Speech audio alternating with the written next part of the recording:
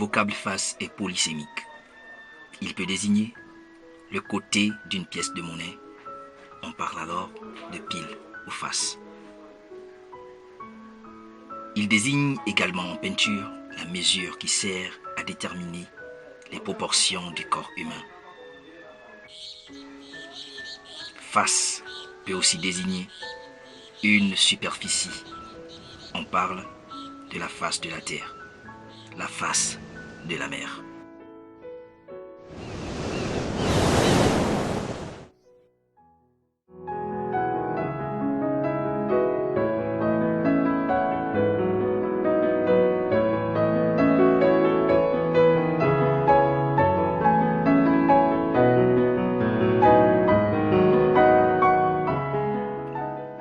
La face est la partie comprise entre l'oreille gauche, l'oreille droite, le menton et le haut du front.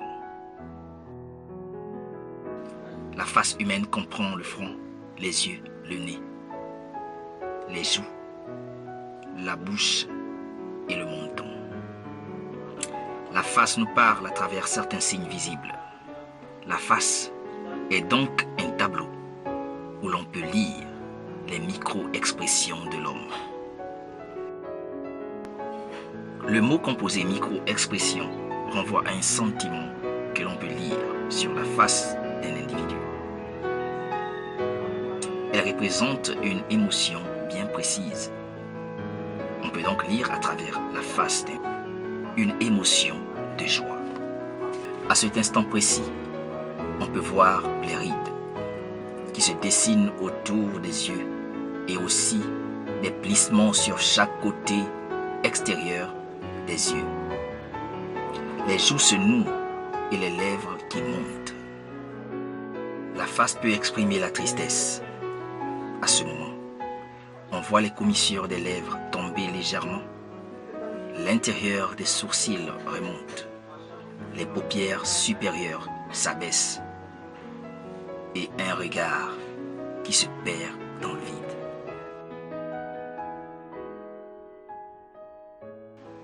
La face peut exprimer la colère. On peut donc y voir les lèvres se pincer, les sourcils se froissent et les narines se dilatent.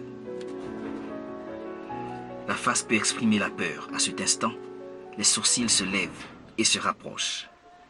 Les paupières supérieures se lèvent, les paupières inférieures se tendent et la bouche s'étire et s'ouvre. La face peut exprimer le dégoût.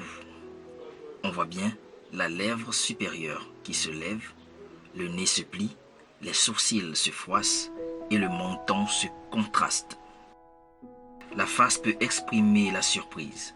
Les sourcils remontent, les yeux s'écarquillent et la bouche s'entr'ouvre. La face peut enfin exprimer le mépris. En ce moment, les lèvres remontent d'un seul côté et le menton s'élève.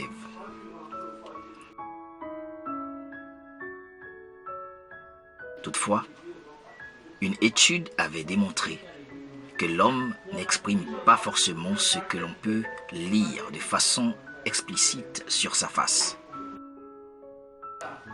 C'est la naissance de la notion de double face.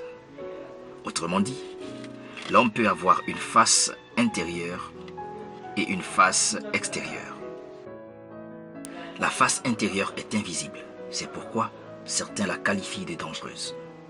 En ce sens qu'elle peut nous surprendre en permettant une réaction inattendue. La face extérieure est visible et nous parle.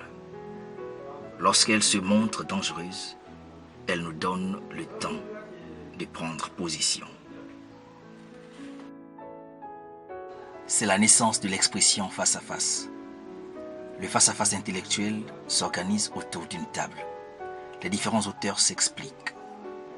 Des idées se choquent et s'entrechoquent. Le face-à-face brut oppose des antagonistes et se termine par des coups, parfois violents. Le face-à-face peut également exprimer une situation dans laquelle on se retrouve soudainement. On peut alors dire dans ce cas que X s'est retrouvé en face à face avec sa mort.